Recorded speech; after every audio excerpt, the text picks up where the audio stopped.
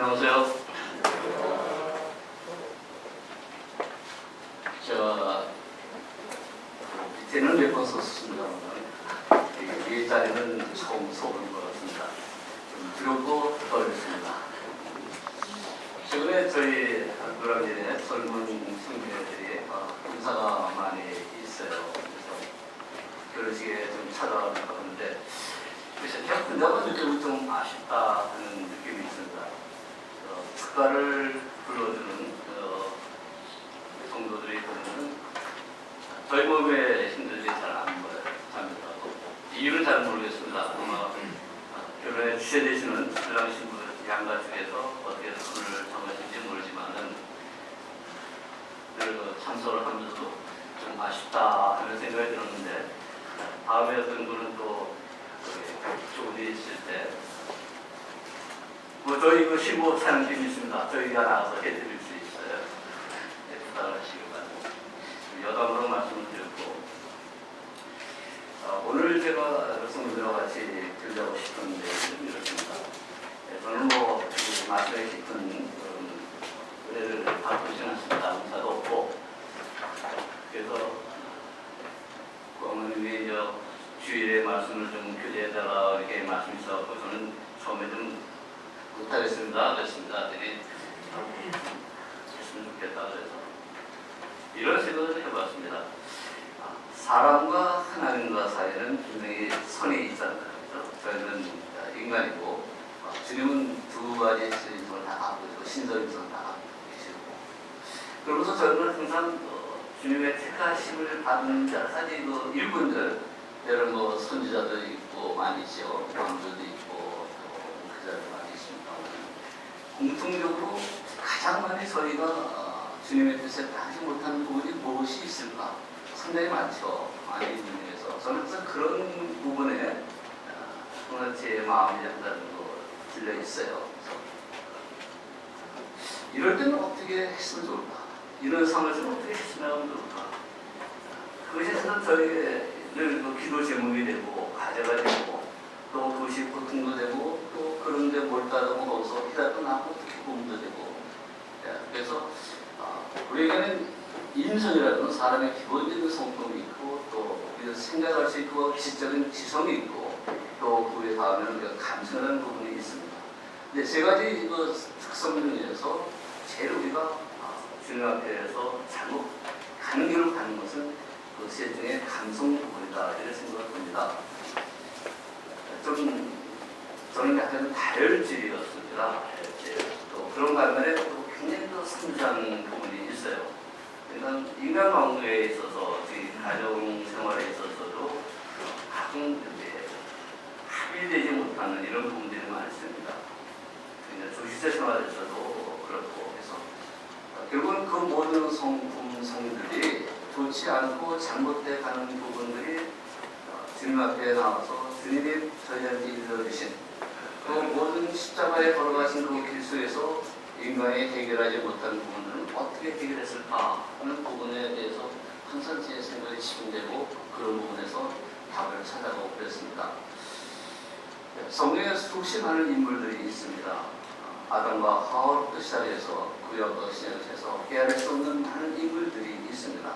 이분들 중에서 우리가 가장 위대하다고 생각하는 분들은 또 어떻게 했을까? 또 감정적인 문제, 또 그렇지 않은 사람은 또 어떻게 주님한테 하나님한테 선택을 받았음에도 불구하고 자기 뜻대로 살아갔을까? 근데 공통적인 부분에서 결론은 뭐냐? 어떠한 경우든 간에 하나님은 본인이 원하시고 본인이 택하신 대로 자기들의 택한 자들을 사용하신다는 겁니다.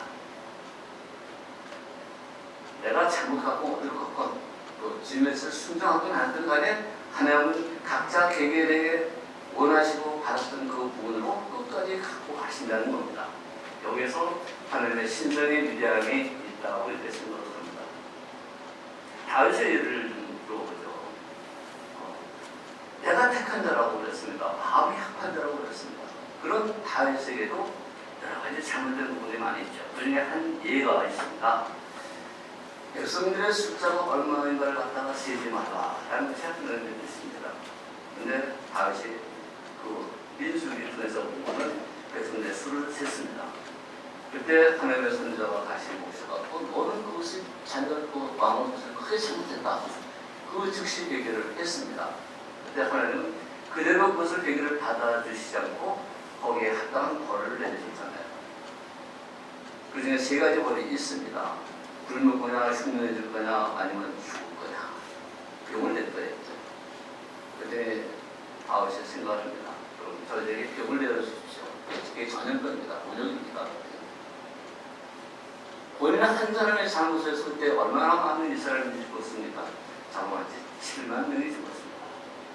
7만 명이 어마어마했습니다. 그때 적은 인구에서 7만 명이라는 것은 사망 비율도 어마어마한 거죠. 그렇게 많이 벌을 내리셨을까? 그런 목표의 경우 하니까는 다시 하나님도 두려움을 벗었다 이렇게 얘기를 했습니다. 사울의 경우에는 사울이 어떤 전쟁터에 나가서 제사를 드리고 전쟁에 임해함에도 불구하고 기다리다가 됐습니다. 사무엘이 그렇게 고쳐하는 바람에 자기가 제사장의 역할을 하면서 제사를 드렸습니다. 이것은 있을 수 없는 거죠. 각자 직분에 따라서 하늘 앞에 나와야 돼. 불구하고 왕의 군화를 벗어서 제사장의 역할을 했다는 얘기죠. 그래서 그 즉시 어떤 벌이 됐습니까? 왕의 권위를 뺏어버렸습니다. 사사기에 보면은 많은 분들이 사사가 있습니다. 이 사사에 나오는 인물 중에서 저는 삼손을 인물로 갖다 생각을 못하겠습니다. 삼손은 태어날 때부터 나실인이라는 그 신분으로 태어났습니다. 나실이라는 의미는 뭐냐? 태어날 때부터 하나님의 일을 하기 위해서 정죄했다고 얘기를 했죠.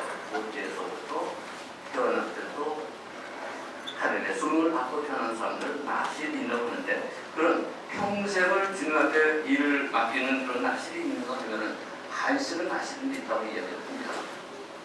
세례 요한도 마찬가지로 기도에 의해서 하고 사무엘도 마찬가지로 한내 기도에 의해서 태어난 그런 모태에서부터 나실로 태어난 분들이 많이 있는데 이 삼손에 대해서 이 나실의 역할을 갖고 태어난 그분에 대해서 저는 여러분들과 같이 좀 교제를 해보기로 합니다.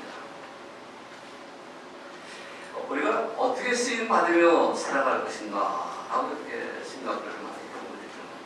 그러니까 소명을 받은 자가 있고 또 소명을 받았음에도 그것을 인식하지 못하고 살아가는 자가 있습니다. 다시 말해서 자기 주관대로 인생을 살아갑니다. 이렇게 인생은 딱 두 가지로 나눕니다. 소명을 받은 자, 소명을 받은 자, 소명을 인식하지 못하고 사는 자. 우리 모두는 소명을 받은 자입니다. 거듭나는 자고 주님 앞에 부임을 받은 자입니다. 그걸 우리는 잊지 말아야 된다. 이렇게 주일날 모든 대다수의 교회들이 예배를 갖다가 하지 않는 이런 상황에서 우리는 구원을 받고 소명을 받은 자의 역할에 충실하기 위해서 이렇게 다시 모였던 겁니다.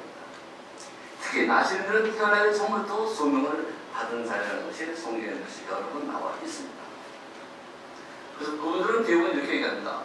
모태신앙을 얘기를 하는데 모태신앙은 저는 다른 의미로서 그 어머니가 또는 아버님이 살아생전에 그 자손을 갖기 위해서 간절히 기도드리면서 떠나는 이를 갖다가 우리는 우리 스타일로 하면 그것이 모태신앙을 하고 생각할 수 있다는 생각입니다. 택함을 받은 자의 길에서 아까 말씀드렸지만 다시나 사무엘이나 삼손이나 참 많은 분들 그런 분들의 수많은 이력이 이 성경에는 있습니다. 한 여러분들이나 저는 어떤 인물을 우리의 인생의 멘토로 보고 그분의 발길을 나가고 있습니다. 그것을 우리는 생각하고 살아야 됩니다. 저는 아까 어느 분도 코로나 바이러스 이유에 대해서 예비시간에 기도하는 걸 들었습니다. 저는 거기서 이런 생각을 해봅니다. 제가 90년도 후반기 때 중국 해난도 베이타이랜드라고요. 거기를 한번 갔다 온 적이 있습니다. 여러 가지 스케줄에서 식사를 저한테 할 경우인데 특이한 식사가 나왔어요. 야생 동물만 갖고 요리한 식사가 나왔습니다. 그러니까 뭔가 게 다 나오고요. 고양이 다 나옵니다. 다 그리고 나올 때는 설명을 해요. 근데 어떤 메뉴 같은 나올 때는 못 먹겠더라고요. 근데 그 이유를 지금 이번 코로나를 통해서 중국인의 식성을 갖다가 알아봤더니 야생동물은 귀하다 이거죠. 그러니까 아무나 일반인이 먹을 수 없는 거다. 그러니까 가진 자들, 권세 있는 자들이 그런 야생동물 식사를 하면서 자기의 권위를 드러내는 이런 그 중국인들의 자기 과시, 이런 것이 야생동물을 통해서 많이 자기들의 식사를 하면서 나왔다. 그래서 무한폐렴이라는 것도 결국은 이 야생동물을 통해서 그 앞에도 그런 병이 나서고 지금도 그렇게 했다. 이런 얘기입니다. 그러니까 인간의 그 자기 과시, 자기 교만, 이런 것들이 하나님의 보기에는 기억이 옳지 못하다. 이런 얘기입니다.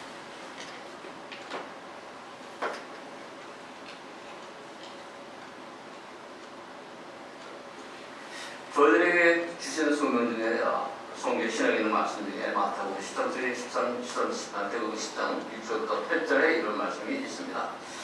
사람의 이스라엘 집에 잃어버린 양이 기록하라. 가면서 전파하여 말하되 천국이 가까웠다 하고 병든 자를 고치며 죽은 자를 살리며 웅덩이를 깨끗게 하며 귀신을 쫓아내며 너희가 거저 받았으니 거저 주어라.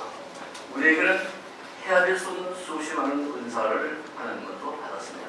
그 은사 중에 귀신을 쫓고 병을 고치는 은사도 우리에게 받았습니다.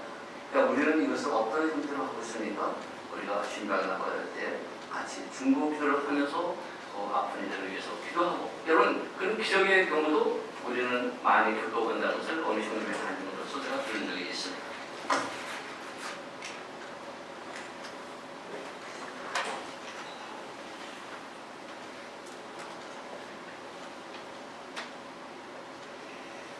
다시 말씀드려서 로마서 3장 2절에 있는 말씀 중에 보면 첫째는 저희가 하나님의 말씀을 맡은 자다 그랬습니다.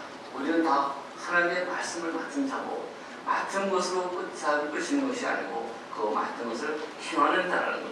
그 다음 단계로 넘어가는 일에 우리는 더 이런 상태에 있을 때 더 집중을 해야 된다. 베드로전서 4장 11절에 만일 누가 말하려면 하나님의 말씀을 한 것 같이 하고 누가 봉사하려면 하나님의 공급하시는 힘으로 하는 것 같이 하라. 이는 범사의 예수 그리스도로 말미암아 하나님의 영광을 바치게 하려 하니 그에게 영광과 권능이 세세에 무궁토록 있느니라. 하나님이 공급하시는 그 힘을 갖고 우리가 이 일을 해야 한다는 얘기입니다. 제가 이 자리에 쓴 것도 하나님이 공부하시는 어떤 힘은 아니지만 공부하시는 무언가를 받고 제가 이 자리에 쓴 거지 제가 갖고 있는 건 아무것도 없습니다. 여러 형제자매님도 저하고 같다고 생각을 합니다. 인류 역사를 보면 여러 가지 전염병, 이것이 상당히 많이 있고 앞으로도 이것은 점점 더 심화하고 하는 것이 형제 과학자들의 의견입니다. 가장 많이 죽은 병이 15명이 죽은 폐결핵입니다. 지금도 폐결핵은 아직도 우리의 인류의 질병으로 나오고 있습니다. 천연들은 5억 명이 죽었고 스페인 독감은 2,500명에서 1억 명이 죽었습니다. 어마어마한 사람이 죽었습니다.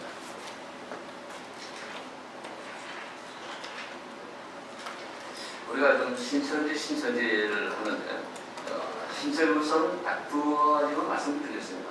우리가 말하는 사입이하고 이단이라는 두 가지 뭔가 있는데 신천지는 사입인지 이단인지 그걸 분명히 알아야 됩니다. 이단은 하나님의 말씀을 갖고 가는 것들이 자기 뜻대로 해석하는 것이 이단이고 사입은 자기들의 이익을 찾고 사는 것이 이단입니다. 우리 신도 분명히 그걸 해야 돼요.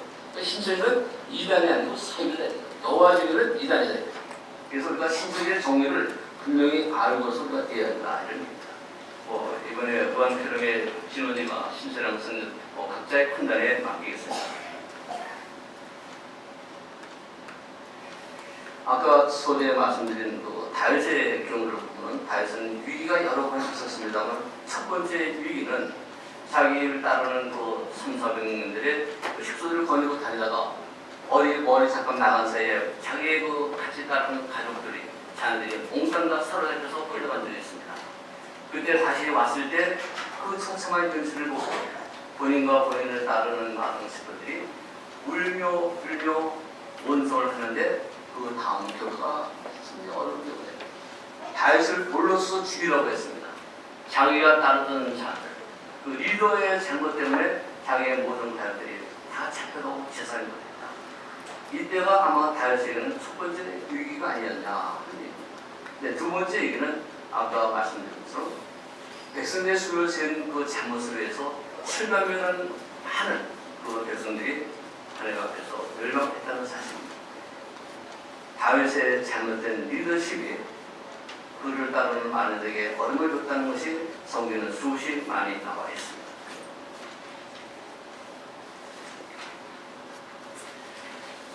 모세의 경우는 우리가 너무나 잘 아는 거죠. 성경에 나온 인물 중에서 가장 뛰어나고 위대한 인물이 바로 모세입니다. 신명기 34장 시절에 그 후에는 이스라엘의 모세와 같은 선자가 일어나지 못하였나니 모세는 여호와께서 대면하여 아시던 자였고 여호와께서 그를 애굽 땅에 보내사 바로와 그 모든 신하와 그 온 땅의 모든 이적과 기사와 모든 큰 권능과 위엄을 행하게 하시매 곧 이스라엘 목전에서 그것을 행한 자라. 하나님이 평하신 것 중에서 이 이상의 표현과 칭찬을 받은 선지자가 없습니다. 이 모세도 자기의 감정에 의해서 감성을 못 이겨서 실수한 사실을 너무나 잘 알고 있습니다. 이것을 모세의 불순종으로 봐야 되는 거냐, 아니면 하나님께서 모세를 시험하시는 것으로 봐야 되냐, 그거는 뭐 성경 각자의 판단에 맡기겠습니다만은 민수기 20장에 나오는 말씀인데 백성들이 더 이상 또 따라가기 힘듭니다. 광야생활 이렇게 목이 마르고 해서 뭐 온갖 불똥분말 다 들어놓잖아요. 그래갖고 다시 또 물을 내달라고 하나님께 기도합니다. 그러면 하나님께서 모세와 아론에게 총회 앞에서 지팡이를 갖고 반석에 물을 내라라고 명하라고 하십니다. 근데 모세가 처음에는 물을 내라고 했었는데 첫 번째는, 근데 두 번째 와서는 왜 지팡이를 갖고 반석을 쳤을까 하는 거는 잘 모르겠어요. 그 순간만큼 모세의 이성과 모든 그 하나님의 뜻에 대해서 순간으로 그것이 자기로 드러나는 그것을 보여주는 것이 아니었냐.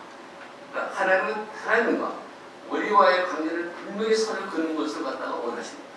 그 경계선을 넘어가는 걸 응답하십니다.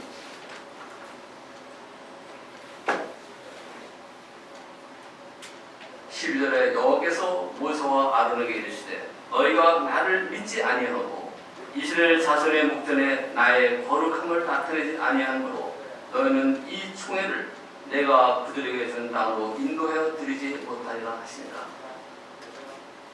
모세의 소망은 애굽에서 저희가 쫓겨나서 다시 또 불순을 받고 애굽으로 가서 그래서 그 수백만의 자기 동족들을 뚫고 이제 가나안으로 들어간 것이 마지막 삶의 소망인데 그 마지막 소망을 허락하지 않으신 겁니다. 그러니까 지구에 살아온 자기 모든 인생 자팔자치가 다 헛되고 생각할 수밖에 없겠죠. 바로 눈앞에 두고 못 들어갑니다. 본인뿐이 아니고 아론도 못 따라가고 그때 따르는 그 모든 무리들이 광야에서 다 죽어버립니다. 어미하신 하나님의 뜻입니다. 모세도 자기의 감정을, 자기의 감성을 그때가 더 세련되고 축소하고 통한 참았다면 그대로 바라던 그 가나안을 들어갈 수 있었을 텐데 인간의 자기의 육신과 감성에 대한 그 컨트롤이 조정을 잘 못해서 이 일을 당했다고. 에스겔서 36장 23절에 열국 가운데 더럽힘을 받은 이들 곧 너희가 그들 중에서 더럽힌 나의 큰 이름을 내가 거룩하게 할지라. 내가 그들의 목전에서 너희로 인하여 나의 거룩함을 나타내리니 열국 사람의 나를 여호와인 줄 알리라. 나 주 여호와의 말이다. 이런 본인 자신, 하나님 자신이 거룩하게 스스로 하신다는 말씀은 성경에 아주 수없이 나옵니다. 우리는 그 하나님의 거룩성에 대해서는 절대 순종을 해야 합니다. 악인들은 분명히 죽습니다. 악인들은 어디서 죽습니다. 네, 그 죽는 표현을 갖다가 특히 이제 이사야서에서 잠깐 보면은 51장에 보면 이런 말씀이 있습니다. 하루살이 같이 죽고 옷같이 조명이 먹혀서 죽고 양들같이 벌레에 먹혀서 죽는다. 너희는 하늘로 눈을 들며 그 아래의 땅을 살리라. 하늘이 연기같이 사라지고 땅이 옷같이 헤어지며 거기 거한 자들이 하루살이같이 죽으던가. 나의 구원은 영원히 있고 나의 의는 패하여지지 아니하리라. 오늘 우리는 죽는 형태만 조금 다를 뿐이지 이 시대에 하나님이 말씀하신 것은 언제 어떻게 어떤 형태로 죽을지 모릅니다. 우리는 그 악인의 귀에서 벗어난 자들이기 때문입니다.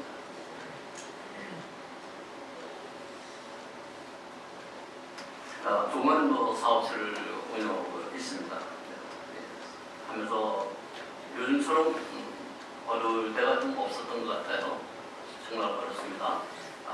사업장 몇 개 안 되지만 한 사업장은 벌써 이달 내내 무급휴직으로 들어가고 있어요. 무급휴직은 직책은 있는데 주고 있고 소속은 있고 급여가 10원 안 나가고 그런 사업장도 있고 또 한 사업장은 또 얼마만큼 당신들이 우리하고 같이 갈 거냐 안을 갖고 오라고 합니다. 어떤 가이드를 지휘하지 않고 저보고 가이드를 갖고 오라고 해요. 그래서 거기에 맞으면 같이 일을 할 거고 맞지 않으면 그 계약을 해버리는 거겠죠. 어떤 애는 근로시간을 서서히 단축시킵니다. 주 52시간 내가 이제 줄어듭니다. 우리 저 이윤정 대리가 이제 자매가 그 일 때문에 머리가 굉장히 아파요. 인사불교를 맡고 있기 때문에 이 고통을 갖다 우리가 어떻게 받아들여야 하나. 어른이 된다는 것은 뭐냐. 여기 젊은 형제자매들이 많이 있습니다. 그 고통을 두려워해서는 안 된다. 고통을 받아들인다. 그래서 결국 어른으로 성인으로 뛰어난 인격으로 한명될 수가 없다. 어떤 사람은 나이 60에도 어린애 같은 사람이 있고 어떤 분들은 나이 20에 되어도 성인 같은 풍성한 인격을 갖고 있는 사람이 있습니다. 그 차이가 뭐냐? 고통을 두려워하지 않고 고통에 정면 돌파한다는 그런 근성과 그 성품 때문입니다. 사업도 마찬가지죠. 실패를 해본 자만이 다시 그 실패 이겨낼 수 있는 겁니다. 그러다 보면 너무 짧아요. 인생이라는 것도 사업하는 기간도. 이름이 다 경험을 해보고 사업을 해보면 얼마나 좋겠습니까? 근데 그런 걸 겪다 보면 벌써 모든 세월은 흐르고 저가 이제 무슨 나이 70이 넘어갑니다.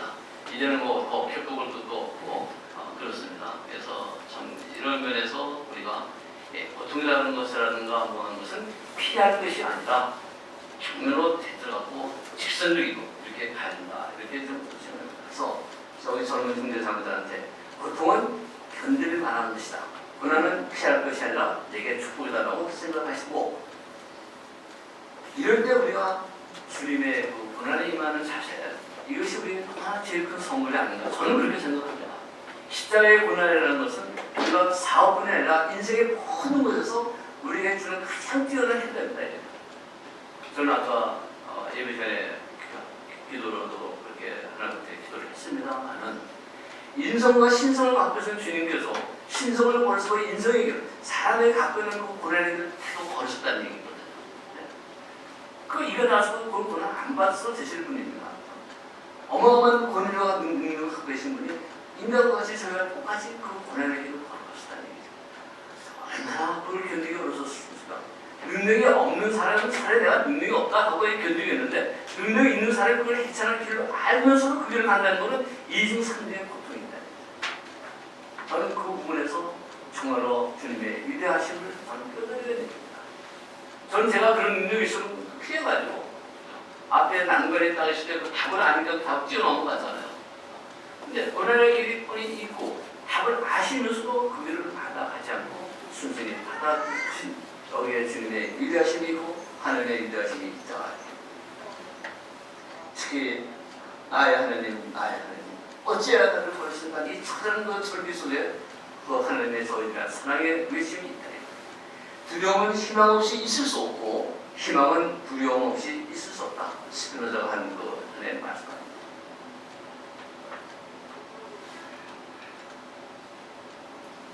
우리가 히브리서 5장 10절에 그는 육체에 계실 때 자기를 죽음에서 능히 구원하실 이에게 심한 통곡과 눈물로 간과 소원을 올렸고 그의 경영하심을 들으신 것을 얻었느니라. 그의 아들이시라도 받으실 권한으로 순정함을 비로소라고 했습니다. 다시 말씀드리면 이렇게 해석할 수 있습니다. 우리가 고난에 처했을 때는 자기의 한계를 알게 됩니다. 고난에 처하지 않고 자기 한계를 알 수 있습니다.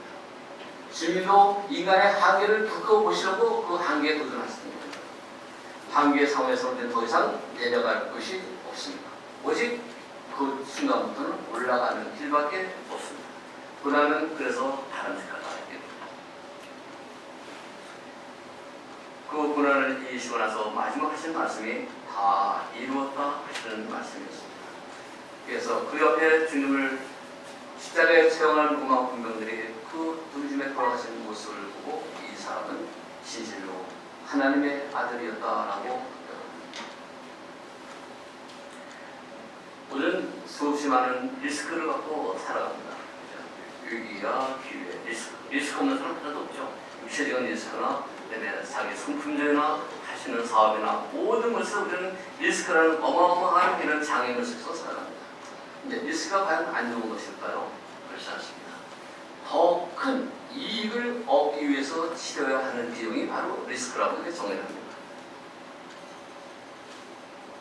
리스크를 어떻게 줄일 거냐 하는 것이 모든 사람의 국민과입니다. 하지만 줄이는 것보다도 차라리 리스크를 감수하라 하는 것이 또 하나의 답이 있을 때, 그럴 때 그 방법 중에 하나는 이 리스크를 감당하면서 내가 가야 될 목표가 뭐냐를 목표가 설정했을 때 리스크를 감수할 수 있다. 우리가 신앙생활을 하는 것도 그렇고 모임의 생활을 하는 것도 그렇고 우리가 가야 하는 이 목표가 무엇이냐 설정을 하면은 모든 문제는 답이 다 나와요. 그 목표가 없이 신앙생활의 정체성이 무엇인지 그러한 모임에 가야 되는 목표가 비유적인 무엇인지를 갖다 우리가 알고 같이 공유한다 하면은 우리가 갖고 있는 이 모든 리스크 해결해야 하는 문제들은 답을 찾아왔습니다. 필요하다면은 저희 직장에서나 지역에서는 항상 리스크 관리 매뉴얼을 만들잖아요. 글쎄요, 이제 모임에서 그런 것이 필요할지는 모르겠습니다만 만약에 필요하다면은 직분과지 청년들이 상황별로 그런 것도 우리가 리스크 관리 매뉴얼을 만들어서 해당되는 말씀을 찾아서 젊은 시들한테 이렇게 교육시켜주고 한다면 참 도움이 될까 이렇게 생각합니다. 저는 지난번 수요 왔었는데 알고과 가라지에 대해서 형들하고 교제를 했습니다. 가라지에 대한 처리 메뉴, 관리 메뉴를 같이 그를 위해서 공부로 생각해 보면 되겠습니다.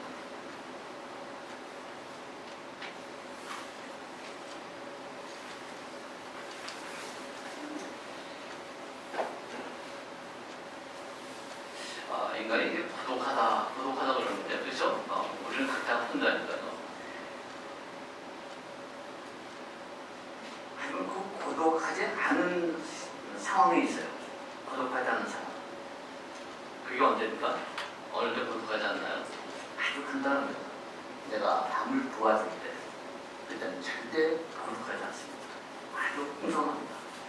내가 갖고 있는 그 따뜻함이 남을 도와주는 것으로 쓰여질 때, 그러니까 우리는 좀 옆에 있는 분들, 형제 자매들을 좀 많이 도와주시는데 뭔가 신을 좀 기울여 주십시오. 이 병의 근원을 놓고 볼 때 우리 인간의 몸에 60억 조의 세포가 있다고 합니다. 숫자로 세어질 수 없죠. 60억 개 정도 어마어마한 숫자죠. 근데 이 각 세포 하나가 병들면 우리가 병진다입니다. 전에도 마찬가지죠. 이 바이러스 세포입니다. 근데 이 세포들 간에 대화를 한다는 얘기입니다. 이거를 찾아낸 거예요. 과학자들. 그래서 세포와 세포들 간의 관계에 속하는 방법을 찾아내는 것이 바로 뭐냐? 치료약을 개발하는 과정이다. 근데 지금 이 코로나 바이러스는 그 코로나 바이러스를 세포들에 어떻게 조합하고 소통하는 걸 찾아내지 못했다. 조직이 병들고 모임이 잘못되고 또 어떤 모든 것에서도 우리가 잘못됐다고 할 때 가장 큰 원인은 바로 이 소통의 문제가 있다. 인간 체내의 모든 기관들도 간과 위장과 몸이 따로따로 노는 것이 아니라 음식을 먹는 것이 모든 우리 소화기관을 통해서 서로 관계하면서 소통하면서 모든 것이 기능을 발휘해야 돼. 굉장히 중요한 겁니다. 우리가 이런 코로나 바이러스를 통하면서 우리가 어떻게 우리 체내 모든 기능이 서로 소통하듯이 우리 모임 내에서도 모든 지체들이 소통하고 대화하고 서로 합의점을 찾아갈 때 조직은 건전해지고 모임은 주님의 쓰임하는 모임이 된다고 이렇게 생각합니다. 우리가 소수와 다수를 놓고 봤을 때 대부분 침묵하는 다수가 많이 있다고 합니다. 그것은 잘 보는 걸까요? 그렇지 않습니다. 침묵하지 않는 소수가 되어야 됩니다. 우리 모두는 주님의 말씀 앞에서 그 진리에 당당하게 맞설 수 있는 그런 소수의 믿음의 자가 됐을 때 말 못하는 다수는 그 옳은 길을 따라갈 수가 있습니다. 침묵하는 것은 우리에게는 있어서는 안 된다고 생각합니다. 마태복음 25장 29절에 무릇 있는 자는 받아 풍족하게 되고 없는 자는 그 있는 것까지 빼앗기리라고 했습니다. 말씀을 많이 갖고 계시니까 더 풍성하게 더 많이 갖게 바랍니다. 말씀이 없으니까 더 없어집니다.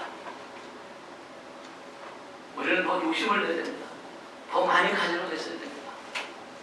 그럴 때 우리는 내 자신이 풍성해지고 내 이웃이 풍성해지고 얼마 안 되는 소수지만 그 소수가 강한 믿음을 갖고 나갈 때 침묵하는 가수는 그 소수로서 엄청난 혜택을 받을 수가 있습니다.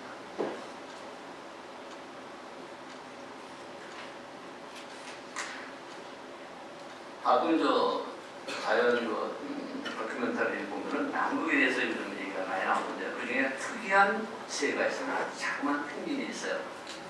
영하 50도가 내려가는 거에서 이 펭귄이 살아가는 방법은 딱 하나가 있는데 중간에 서클을 만듭니다. 그래서 바깥과 안에 있으면 어느 정도 시간이 지나면 안에 있는 펭귄은 바깥으로 나가고 바깥에 있는 펭귄은 안으로 들어가서 서로가 서로를 갖다가 헛헛거리는 거예요. 이렇게 해가면서 그 추위를 이겨나가고 나간다고 합니다. 너무 우리는 자기 자신의 믿음의 세계에서 안위하고 있는 건 아니죠. 믿음에서 소외된 자들을 아파하는 자들이 있는지를 봤을 때 우리가 그 형제 자매 자리에 우리가 나아갈 수 있도록 해야 됩니다.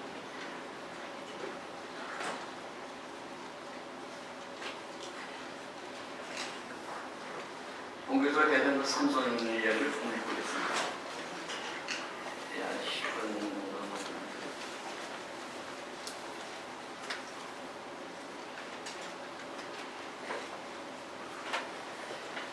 이 삼손이 태어난 그 사사시대의 배경에 보면 특이한 부분이 나옵니다. 이 소라 지역이라고 합니다. 그 다음에 이 삼손은 단집에서 나왔습니다. 아버지는 마노아라는 분입니다. 그리고 아내가 니사람이 나옵니다.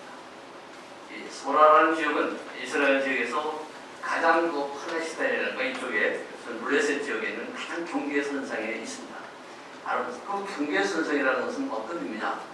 세상과 우리가 구별된 자와의 그 너무지 바래선 가장 세상과 가까운 블레셋과의 가장 가까운 지역이 바로 이 삼손에 태어난 소라 지역입니다. 이건 의미로 발벌줄이라고 사탄의 의미가 있는 지역입니다. 그러니까 삼손이 태어난 그 지역에 있는 사람들, 이 단지파는 성경에 나오는 말씀에서 아주 안좋게 표현하고 있습니다. 이 단지파는 없어지잖아요. 그 경계선상에서 중심만 제대로 못 잡으면은 세상사, 아주 블레셋, 세상으로 넘어가는 입장에 있는 사람들입니다. 그러니까 이분들은 항상 말씀의 경계선상에서 주의하지 않으면 언제 어떻게 세상으로 넘어갈 수 있어요. 그 대표적인 인물이 바로 삼손이었다니. 결혼을 세 번이나 하지 않았습니까?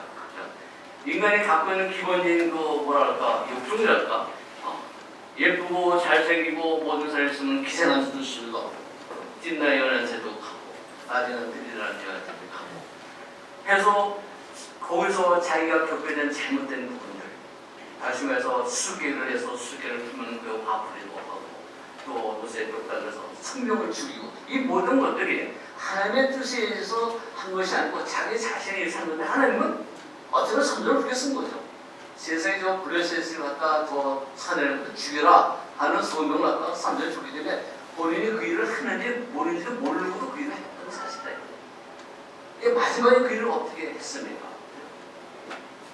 이 미련한 삼손이 자기의 힘의 근원을 갖다 누구한테 얘기를 합니다. 한 번도 알고 17번씩이나 계속 그 비밀을 내라 하니까는 나중에는 못 이겨서 그 비밀을 얘기하고 그 다음에 돈을 뺏기고 족쇄에 채서 맷돌문을 지하게 감싸서 가장 강한 자가 가장 약한 자가 됩니다. 내려가서는 가장 힘까지 내려갔습니다. 이때에 가서야 삼손은 강건합니다. 머리가 다시 깎임머리가 자라나면서 다시 쓰임 받면서 하늘을 경사합니다. 우리는 이런 유사의 인물들, 하나의 명을 받고서 그 길을 가지 못하는 것들, 저는 수요 말씀에 그런 인물들에 대해서 많이 여러분들하고 형님들과 교제를 했습니다. 요나도 그랬습니다. 명을 받았는데 명을 받기 위해서 도망가다 결국은 바닷속에 떨어져 죽어라 하는 데서 하는 거기서 물고기 속에 들어서 다시 회개해서 생을 받게 했다는 얘기죠. 이 삼손은 자기 자신의 소명을 받은다는 갖다가 알지도 못하면서 하나님의 이것을 만들어가고 자기의 모든 육체의 한계를 다 했을 때 그때 하나님께서는 다시 그 힘을 허락해 주셔. 그때 그 행위로 그 기도한 걸 갖고 삼손은 히브리서 나온 것처럼 믿음의 사람의 영역에 들어갑니다. 살아온 삶의 형태를 보면 절대 믿음의 사람이 들어갈 수 없는 사람입니다. 술 먹고 나시로 태어나서 독주도 마시고 포도주도 마시고 온갖 세상의 역할을 다 하던 사람이 어찌 하나님한테 믿음의 사람으로 히브리서에 등재됩니까? 이게 난센스 같은 난센스다. 하지만 마지막에 자기가 한계에 됐을 때 나에게 다시 힘을 주옵소서. 그럼 내가 저 블레셋 사람들을 다 멸하겠습니다. 물론 자기 자신의 죽음을 개의치 않고 그때 죽은 자들의 숫자가 뼈다귀로 죽인 자기가 살았을 때 죽인 사람들 1000명 몇천보다 더 많은 사람이 죽었다라고 하니까 어마어마한 숫자죠. 수천 명이 죽었을 겁니다. 한 인간이 그 힘을 하늘부터 받을 때 어마어마한 역사가 일어나는 거죠.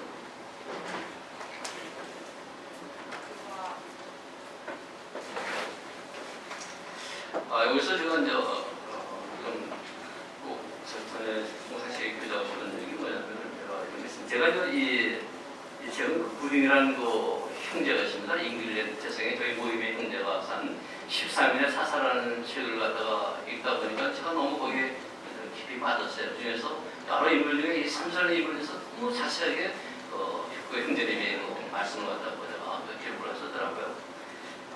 거기서 이제 나실에서 태어날 때의 비유를 우리가 거듭나는 상황으로 비교를 했습니다. 그러니까 삼손에 태어났을 때 태어났다는 것은 우리가 거듭났다는 의미하고 동일시한다 이거죠. 동일시한다. 외부 모임에 좀 갖고 어떻게 나가봅니다. 나가보면 저희 모임에 대해서 제가 물어보지 않더라도 얘기를 해주기를 기다립니다. 노란이 모임은 이러한 것에 변화가 있다면서요. 노란이 모임이 이러면서 뭔가 좀 다르다면서요. 거기는 뭐 젊은이들이 열심히 주님을 섬긴다면서요. 거기에 형님 자매들이 너무 많아서 그분들에 대한 개인적으로 그런데 이런 외부에서 노란이를 평가하는 평가의 소리를 듣기보다는 그런 소리가 잘 안 들린다. 이건 누구의 문제일까? 그런 생각을 해봅니다. 우리의 평가는 우리 자신의 우리 스스로 평가하는 것이 옳은 거냐? 그렇지 않잖아요. 그죠? 우리를 보는 바깥 분들이 우리를 평가하는 거다. 이런 거다. 개인이 주님 앞에서 거듭났다는 것은 삼손의 나신으로 태어날 때 모습, 거듭날 때 모습과 어떻게 성장하냐에 따라서 평가받듯이 우리의 모임에서 노란이는 가장 오래된 모임이고 우리의 모든 모임에 본인되는 모임이다. 난 여기 젊은 시대들 아까 제가 처음에 우리 형제들 결혼식 때 축가를 왜 우리 모임에서는 못 들을까? 혼자 생각을 해봤다. 내가 반성을 해야 될 건지 누가 반성을 해야 될 건지 교제 영역을 갖다가 모임 안에서만 할 것이냐 모임 밖에서만 할 것이냐라고 생각을 해봐야 돼요.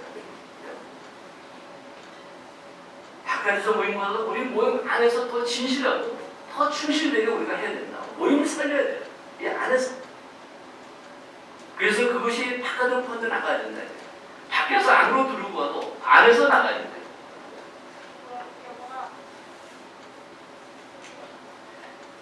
이 구직 형제도 이 삼손을 갖다가 교제하면서 그런 말씀을 합니다. 지역 모임의 집회 시에 젊은이들의 목소리를 한 번도 들을 수 없다. 본인이 그렇게 기록을 했어요. 제가 그 나무. 예배 시간에 소리를 내어 예배에 참여하지 않는다. 성령들에게. 뜨끔하더라고요. 뜨끔해요. 이 말씀을. 이건 내가 우리 모임에서 내가 이것을 내가 전해야 돼요. 젊은 형제들이요. 당신의 우선 책무는 자신의 모임에서 참되게 행동하는 것이 참여하는 것이 우선이다. 최우선적으로 자신의 모임, 자신의 고향을 생각하는 것이 옳다. 삼손을 놓고 얘기하면서 이렇게 이 형님은 아주 그냥 구절이 이러시죠.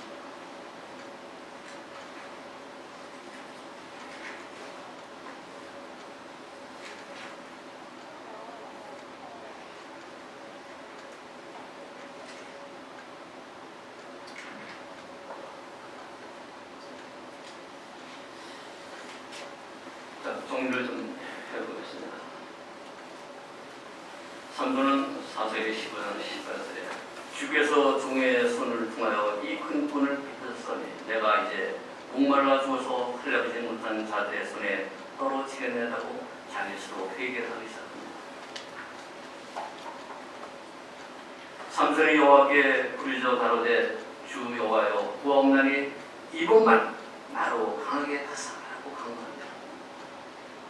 우리는 이런 고백을 해야 됩니다.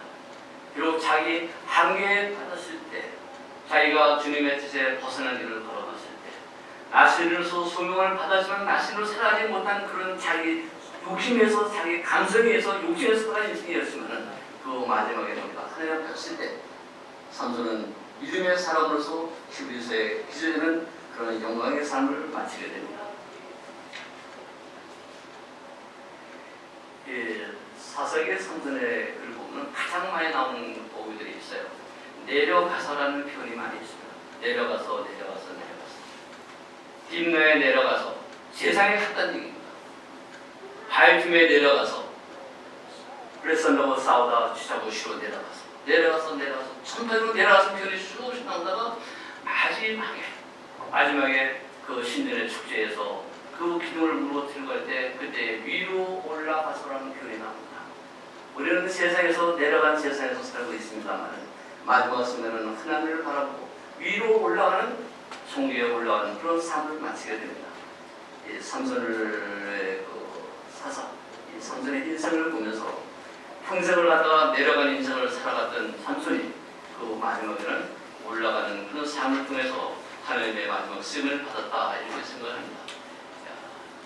인간에게 주어진 여러 가지 품성, 지성, 인성, 감성 많이 있습니다만 우리는 그 자기 자신이 되는 그 감성 부분을 잘 컨트롤할 때 우리는 주님의 쓰임하는 사람이 되지 않겠는가. 다윗도 자기의 감성을 잘못하고 사울도 그랬고 모세도 그랬고 위대한 선지자도 그렇게 했는데 하물며 제가 같은 사들이 어찌 그런 범죄에서 헤어날 수 있겠습니까?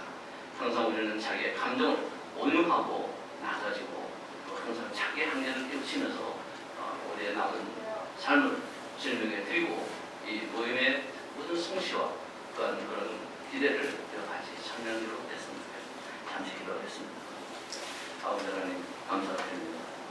항상 저희들에게 자기 한계를 깨닫게 하여 주옵시고 항상 저희가 모이는 이 모임에 저희들이 해야 될 역할을 찾아가게 하여 주시옵소서. 항상 주님이 저희들이 거듭나셨을 때 그 소명 받은 은사를 활용해 주시고 그러면서 이웃인 대상들이 기쁨을 얻고 또한 소망을 얻는 저희가 되게 하여 주옵소서.